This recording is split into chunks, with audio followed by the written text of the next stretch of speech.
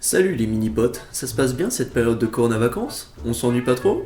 Pour vous remonter le moral pendant cette super période, je vous ai préparé une magnifique vidéo sur la mythologie grecque. Trop bien. Bon, nous on va parler des origines mythologiques de Phèdre, Thésée et de ce bel Hippolyte.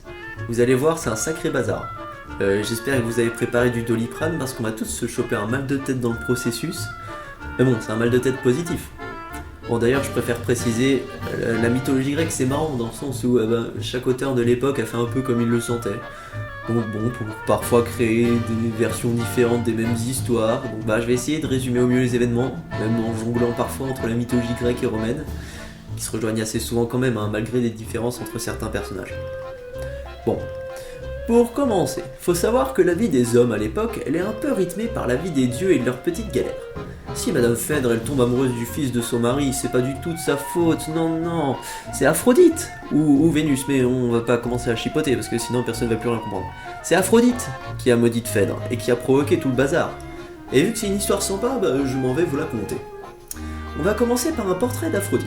Elle, c'est la déesse de l'amour, pour résumer très brièvement, parce que la définition qu'on donne à l'amour aujourd'hui, c'est pas vraiment la même que celle de la Grèce antique. Aphrodite, son style, c'est plus la sexualité et le désir charnel en quelque sorte. Loin des bisous tout doux, tout bibou, tout doudou. D'ailleurs, sa naissance c'est tout un délire. Chez Homère, elle naît de l'union de Zeus, le plus gros chaud lapin de la Grèce antique, et de Dionée. Là, ça va. Par contre, chez Hésiode, quand Cronos, le titan, coupe les bourses de son père Ouranos, et qu'il les jette dans la flotte, elle dérive un peu par-ci par-là, et puis de l'écume et de la semence d'Uranos naît petit à petit Aphrodite. Elle débarque sur la terre ferme et c'est là que se pose un tableau que vous connaissez sûrement, la naissance de Vénus de Botticelli. Bref, jusque-là elle vit sa vie tranquillou de déesse, en foutant un peu le bazar occasionnellement chez les hommes. Elle est d'ailleurs plus ou moins la femme d'Héphaïstos, le dieu forgeron du feu et des volcans. Mais trompe ce dernier avec Arès, le dieu de la guerre offensive. Personne n'aurait rien su si Hélios, le dieu soleil qui a la réputation de tout voir, les surprenait pas sur le fait, et puis va prévenir Héphaïstos. Ce dernier piège les deux amants et Aphrodite maudit toute la descendance d'Hélios. Et devinez qui fait partie de la descendance? Oh, vous le voyez venir. Bon, résultat, Hélios aura plein d'enfants, dont Pasiphae. Tout ceci nous mène donc à l'histoire de Minos et du Minotaure. On est en Crète. Le roi à l'époque c'est Astérion. Il accepte d'adopter les enfants que sa femme a eus avec Zeus avant de le rencontrer. Naissent alors Rhadamante, Sarpédon et Minos. Lorsqu'Astérion meurt, les trois frères se chamaillent un peu pour savoir qui sera roi, jusqu'à ce que Minos décide de prouver à tout le monde que c'est lui le boss. Il prie Poséidon de faire sortir un taureau de la mer pour lui sacrifier en signe de reconnaissance. Poséidon, qui était là par hasard et dans un bon jour, exauce son souhait et fait sortir des eaux une bête magnifique. Minos, qui adore la bestiole, la cache et sacrifie un autre bovin à la place. Il devient alors roi de Crète et se marie avec Pasiphae. De leur union naissent plusieurs enfants, dont Ariade et Phèdre. Ils vivent alors tranquillou jusqu'au jour où Poséidon se rend compte de la supercherie et déchaîne le taureau qui devient incontrôlable. Comme si c'était pas assez la galère comme ça, Aphrodite fait en sorte que Pasiphae tombe amoureuse de la bête. Elle va donc chercher l'aide de Dédale, qui fabrique une boîte en forme de taureau, pour que Pasiphae se glisse dedans et qu'elle fasse le sexe avec le taureau. Et pouf, voilà un beau Minotaure que Minos s'empresse de virer dans un labyrinthe conçu par Dédale, des années pour qu'il soit impossible d'en sortir. Bon, il en profite pour y jeter Dédale et Icare aussi au passage, qui sont les seuls à savoir comment ressortir du labyrinthe. Bon, on va laisser quelques temps tout ce beau monde pour se pencher sur l'histoire de Thésée.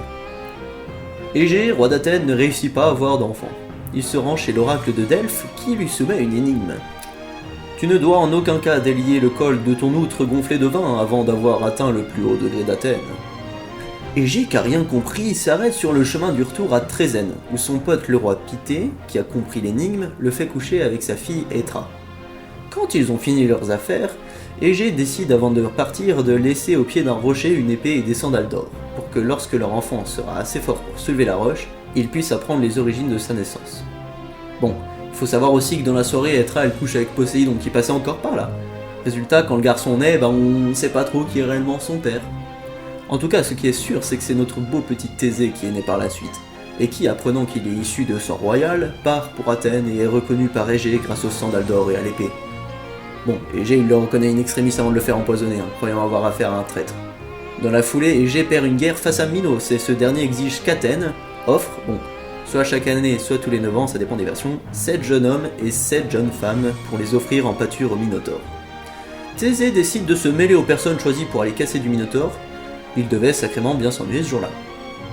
Bon, c'est Tipar Balthazar, notre Thésée préféré, part en direction du labyrinthe. Il rencontre sur sa route Ariane, fille de Minos je le rappelle, qui tombe amoureuse de lui. Elle fait promettre à Thésée de l'épouser et lui offre en échange le glaive de son père et un fil qu'il pourra dérouler dans le labyrinthe et suivre pour trouver la sortie. Bon, la suite on la connaît, il rentre dans le labyrinthe, il tue le Minotaure, ses pieds, il ressort pépouze. Là, il entreprend de rentrer en bateau. Puis décide d'abandonner Ariane sur une île déserte.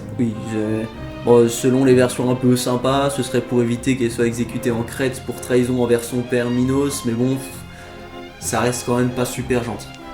En tout cas, on arrive à la partie marrante de l'histoire. Égée et Thésée avaient conclu un marché. Si Thésée rentrait vivant de son périple chez le Minotaure, il devait hisser des voiles blanches à son navire, et dans le cas contraire, des voiles noires. Ce demeuré de Thésée, en rentrant chez lui, oublie d'hisser les voiles blanches. Égée, qui observait le retour depuis un promontoire, aperçoit les voiles noires et se jette à la mer. La mer en question porte aujourd'hui son nom d'ailleurs, puisqu'il s'agit de la mer d'Égée, et on a donc affaire au premier cas de transgenre du monde. Si, puisque le père de Thésée est devenu une mère. Bon ok, c'est pas ma blague, mais bon, j'ai pas pu m'empêcher de la caser là. Bon, pour la suite, Thésée devient roi d'Athènes. Par la suite, il aura quelques petits problèmes avec Hadès en voulant enlever Perséphone avec son pote Pirithous, roi des Lapites. Les deux bons amis sont scellés à la roche par Hadès, mais Thésée est secouru par Héraclès, Pirithous restant prisonnier à jamais. Mais Thésée s'arrête pas là, et va ensuite enlever Antiope, une Amazone qu'il épouse et avec qui il a un enfant, ce beau gosse d'Hippolyte. Antiope meurt dans une bataille qu'elle mène avec son mari contre les Amazones, ça s'appelle l'Amazone Amaki. Thésée se marie enfin avec Phèdre, fille de Minos et Pasiphae, sœur d'Ariane, demi-sœur du Minotaure, ça fait mal, et donc descendante d'Hélios. Les deux eurent 2 fils, Démophon et Acamas. Hippolyte est un jeune homme connu pour sa sagesse, qui adore la chasse et qui voue un culte à Artémis, ce qui rend très jaloux Aphrodite, car Hippolyte ne se préoccupe pas de l'amour, Artémis étant une déesse ayant fait le vœu de chasteté. Aphrodite décide donc, pour le punir, et pour prolonger sa malédiction portée envers la descendance d'Hélios, de faire tomber Phèdre amoureuse d'Hippolyte. Tous ces éléments ont donc mené à la fameuse histoire de Jean Racine, Phèdre, où tout le monde meurt un peu par la faute, par la faute d'Aphrodite au final, Bon, bien que ce soit un gros raccourci en effet. On peut d'ailleurs citer la pièce d'opéra créée par Jean-Philippe Rameau en 1733, Hippolyte et Aricie, qui raconte, en plus de l'histoire de Jean Racine comme on la connaît, le sauvetage d'Hippolyte par Diane, ce dernier pouvant vivre des jours heureux aux côtés d'Aricie, étant malheureusement interdit de revoir son père, mais bon, qui apprend quand même soulagé par Poséidon que son fils a été sauvé. Et moi, j'aime bien quand ça se finit bien, alors vu que c'est ma vidéo, je mets ce que je veux. Bref, c'était la longue histoire d'Hippolyte, Phèdre et Thésée. Bon, j'espère que ça vous a plu quand même, et que vous comprendrez un peu mieux ce sympathique roman qu'est Phèdre. Bon, moi je vous laisse, j'ai une ardoise à nettoyer et des stylos à réanimer. Passez une bonne journée, et surtout n'oubliez pas, attacher sa ceinture dans le bus, c'est bien plus cool que de pas attacher. Voilà.